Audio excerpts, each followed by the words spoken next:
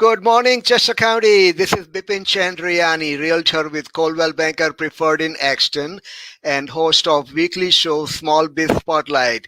Today, we are here with Patty Pickard, the best title representative you can find anywhere in the world. And I have had the pleasure of working with Patty for the last close to 3 years. So I wanted to bring in Patty to tell our home buyers what are some of the steps needed to take after they have selected a home and started the mortgage and inspection process. So Patty, thank you very much for joining me today. You're very welcome. So Patty, tell us, our viewers, what are the steps that they need to take, like selecting the title insurance and settlement company, and what are the things that they need to do and not do to come to a successful conclusion so that they can get their keys to the house? Mm-hmm. Well, first, obviously they have to, one of the keys is to pick a good realtor, like yourself, and then you find that dream home, hopefully, and you enter into an agreement of sale. After the agreement of sale is fully executed, at that time, buyers have a few decisions to make.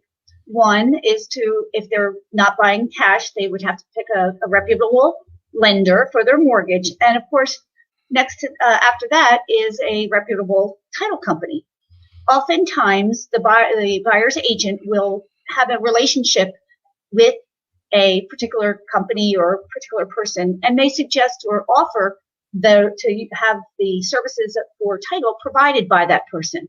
But they can't require them to use that person. So we are very, very much a service industry.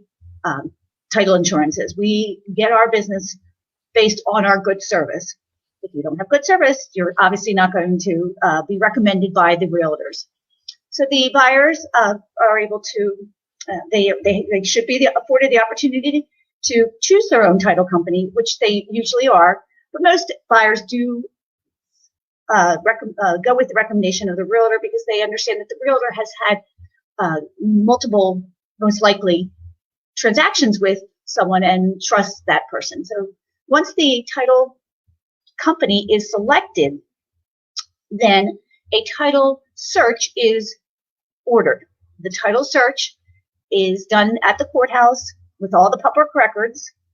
It is provided to any parties involved in the transaction. It's really important that the search be distributed to all parties because it's very much relied on for the sellers to convey what's called clear title, which means that any liens or encumbrances that might be on the property, such as mortgages or any possible personal judgments, maybe they've have some tax liens that have been put on against them personally, which then attaches to the property.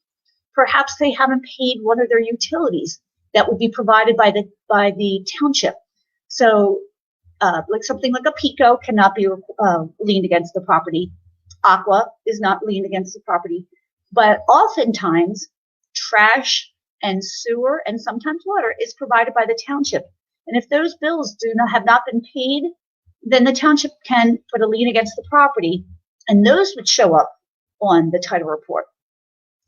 So once the title report is prepared and distributed, settlement can, and once the lender approves the buyer for, if there is a mortgage company, approves the buyer for their mortgage, then a settlement gets scheduled, and that's the fun part.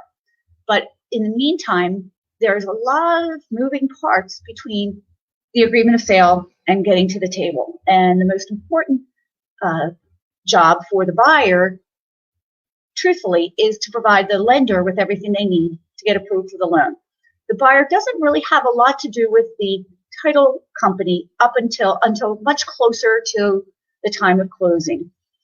Alternatively, the seller and the listing agent's company does have more involvement with the title company because they need to provide the title company with any documentation that might be needed for the title to be cleared. Once all that is done and the settlement date is arriving, there's a collaboration between the listing company, the buyer's agent, and the lender. Everyone works together to provide the title company with and the lender with all the information that's needed to prepare what's called the Alta settlement sheet. It used to be called the old HUD-1. So if you've heard that HUD-1 term before, that's the settlement sheet that was used prior to something called TRID. Now we call it the Alta settlement sheet. That's when there's a mortgage. You can still use a HUD-1 if it's a cash transaction. But if there's a mortgage company involved, then an Alta has to be used. And then alternatively, the lender has a document called a closing disclosure. It has more information than the Alta has. The Alta basically is a sheet that has both credits and debits from buyers and sellers. The closing disclosure has more information, personal and private, to the buyer regarding their loan. And only the lender, the title company, and the buyer are provided with the closing disclosure. That is not provided to the seller or any seller representative. Years ago, we had, when the old HUD-1 did have a page where the sellers could see more information about the buyer's mortgage and their loan than was really necessary. So now we have an Alta settlement sheet that has just the numbers and the closing disclosure that has more information about the loan. So then settlements get scheduled, everyone comes to the table, or did pre-COVID. Right now with the pandemic, we are trying to keep the closings to just essential signers. Now, for a long time, that just meant the buyers and the title company, and the sellers were doing what's called a deed package prior to. Now we have let the sellers come in if they so choose, but it's still preferred right now to keep the number of persons at a closing to a minimum. The title person conducts the closing. If the lender is there, that's helpful. But right now, not many lenders are attending closing. If a loan officer were to come to closing, that loan officer typically explains the mortgage papers to the buyers. I would explain my title docs. The settlement sheet gets explained.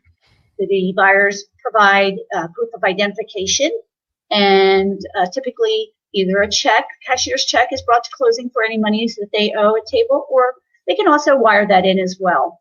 And then the settlement is conducted. Now, the title insurance policy gets issued after closing and after the documents are recorded. So what happens is the deed and the mortgage get recorded at the courthouse, and then a title policy is issued. Now, the title policy is so very important because it will protect the buyers for as long as they own the house if anything were to arise regarding a defect in the title. And what that could mean is someone might show up and say the person who sold the house didn't have the actual right to sell it. Perhaps the searchers may have missed something that should have been on the title search and wasn't cleared. There's a lot of things that can come up where a title policy could be very beneficial.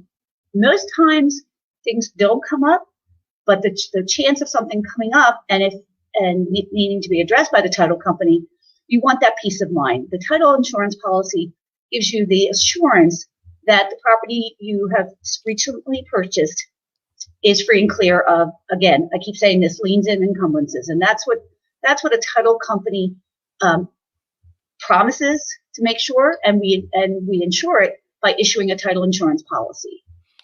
Yeah, so when you're talking about lien, it could be contractor lien or...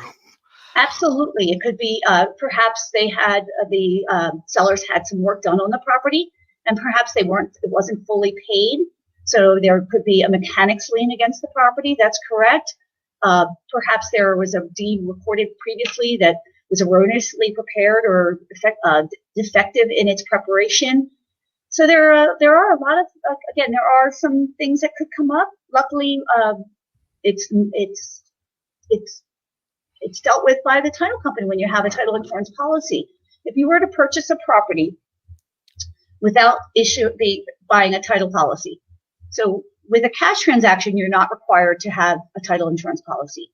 If you're buying a property with a mortgage, the lender will not lend you the money, will not give you a mortgage unless you get a title insurance policy in at least the amount of the mortgage. So if you were buying a $250,000 home and you were getting a mortgage for $200,000, the lender would require a title insurance policy in the amount of $200,000. Now, what most people do is they pay the difference between, usually it's not a lot of money, the difference between the purchase price and the loan amount. They opt to pay a little bit more so that not only will an owner's policy be issued, a lender's policy be issued, but also an owner's policy that will protect them. I will share with you that I have been working in the business for a really long time.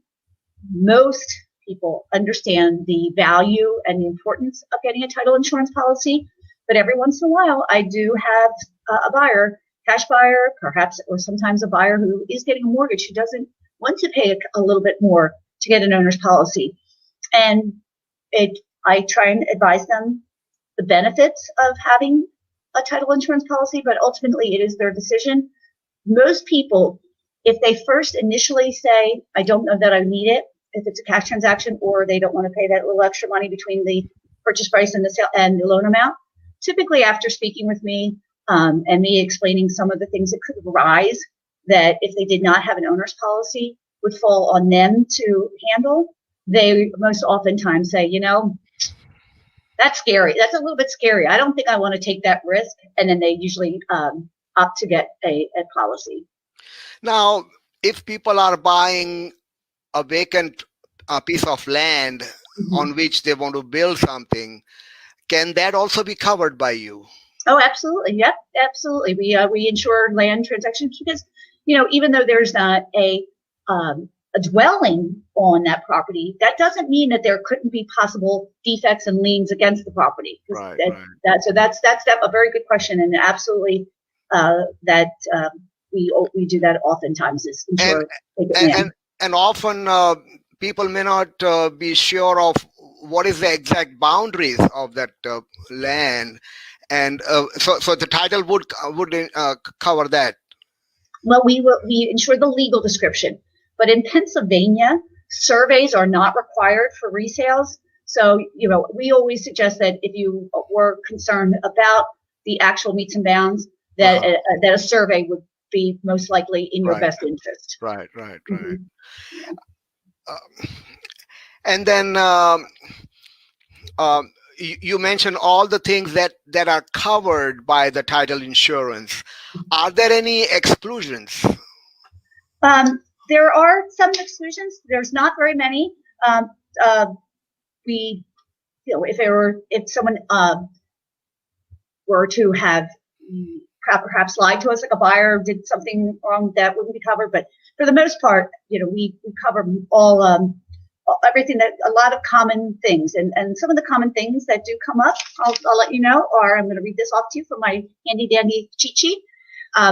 Any defective recording of documents, improperly executed documents, third-party claims and interest to the title. This could be someone out of the blue comes and says that they have some ownership or claim to the property. Pre-policy forgery fraud. Say if someone forged a document and it was determined, that we would cover that. Prior reported liens not listed in the policy.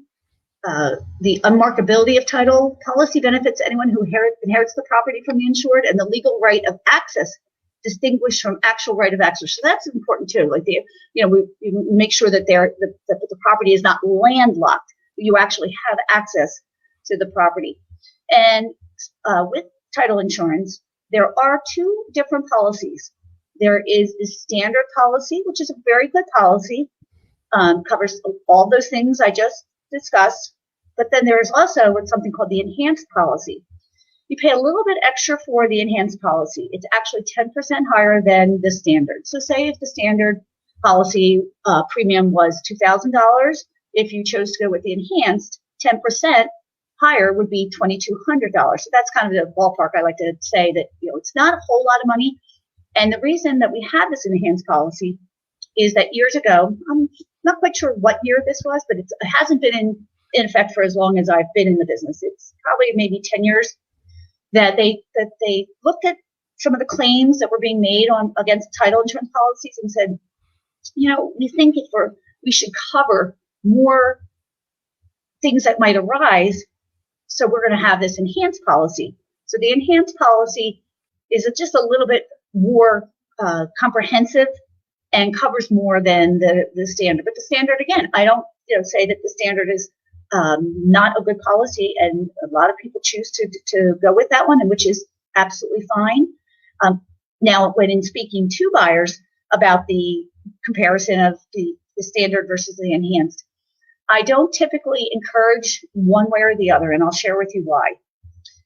Because if I were to encourage someone to go with the standard and something were to arise after closing that the enhanced would have covered, they could say, Patty, you said the standard would be fine. We went with it, and now we have something that we didn't go with the enhanced, and it's not covered.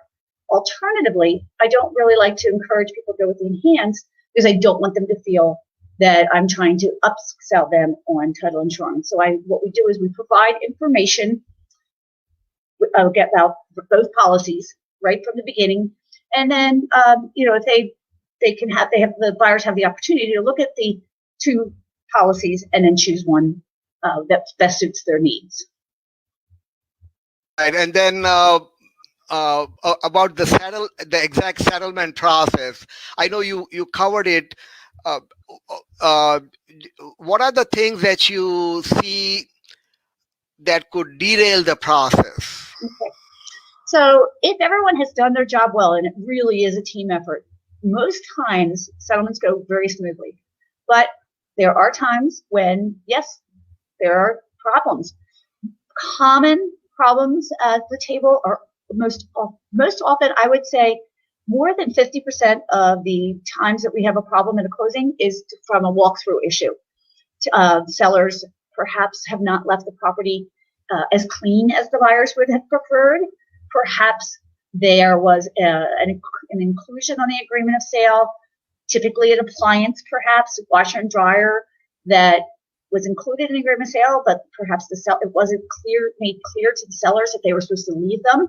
Buyers get there expecting to see a washer and dryer or a refrigerator there, and they're not. Some people don't realize that fixtures, for example, I just recently had a problem because the buyers went to the walkthrough and they had mounted, there was holes in the wall from where the TV had been mounted on the wall. That was a fixture. Those should have been left there by the sellers. Unfortunately, they took them with them. Years ago, it used to be when draperies were so in and very expensive, and oftentimes people would include the drapes and get to the walkthrough and they weren't there. Unfortunately, there are other things that can come up in the walkthrough as well. Water in a basement. I just had one recently where the buyers and agent, we had to delay settlement a little bit because when the sellers were moving out, he tried to leave his garage with his hatchback open, and the door, it caught on the garage door, and the seller had to replace the garage door the day of closing. So that was a little bit of a problem. Sometimes the listing agent won't bring the deposit check. I had that problem yesterday, but that was easily resolved. Right. But as long as everyone's done their job, as I say, most settlements do go very smoothly. It's very important that the buyers are prepared for what happens after closing. And I love when, especially with first-time buyers, to have them talk to me and have me walk them through the settlement process. I find that most a lot of buyers have heard horror stories about closings. And, then they come and they're totally dispelled because settlement goes so smoothly and it goes faster than they think. They think it's going to take a long time.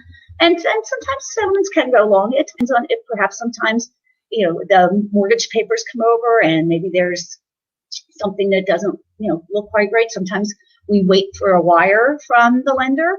The lender usually wires the money to the title company, and sometimes that wire gets delayed. But for the most part, settlements go very smoothly. Right. And with all your years of experience, I have myself experienced a lot of successes. So thank you for all you do to make our lives easier and our You're clients' welcome. lives easier. Um, is there anything else you want to add today? Well, just want to say that, again, the process can be extremely smooth. The I always say to agents that a buyer, really just needs to be prepared to provide any documentation to the title company or to the lender that they ask for in a timely fashion. That if we sometimes are getting a clear to close, which means the lender has approved the loan. Oftentimes the lenders are telling me that it's due to perhaps them not getting their documents in a timely fashion. So if I can give any words of wisdom or guidance to especially first-time buyers or any buyer, we're all here. We're a team working together, and if you can get those documents to your title company or your lender when they're asked, that's really, really helpful. It makes makes all the difference in the world. Right. And again, to avoid surprises that could delay the settlement because somewhat miscommunication between buyer and seller, those issues can be easily resolved by perfectly documenting what is included and what is not, and then sticking to it. Exactly. Communication. Nobody likes any surprises, and you want it to be such a pleasant. You want everyone to walk away feeling good about the transaction. And again, oftentimes they do. Yesterday, I had buyers and sellers taking a picture of pictures of each other together because they were so excited about how nice everything went, and it was a really great closing. The times when it gets not so pleasant is when perhaps the communication has been disrupted or there's a lack of communication between everyone. Yeah, absolutely. And thank you again very much, Patty, for joining us today. I know you have a very busy schedule. I just wanted to thank you and wish you a very happy holiday season. I'm sure I'll see you before that, but just absolutely. Okay. You take care and have a great Saturday. Bye-bye. Thank you. You too. Bye-bye now. I just want to tell our viewers that this is a weekly show where we bring in local small businesses, and I often bring in experts like Patty and other partners who help home buyers and sellers get their transactions very smoothly done. So every Saturday at 10 o'clock, we have a small biz spotlight show where we have small businesses. If you are a local mom and pop business or an artist or a professional and would like to be featured on our future show, please reach out to me and we can talk. We will have another show next Saturday at 10 o'clock. In the meantime, I wish everybody a very happy rest of the day and happy holidays. Thank you. Thank you, Patty. Take care. Bye-bye. Bye-bye. Bye.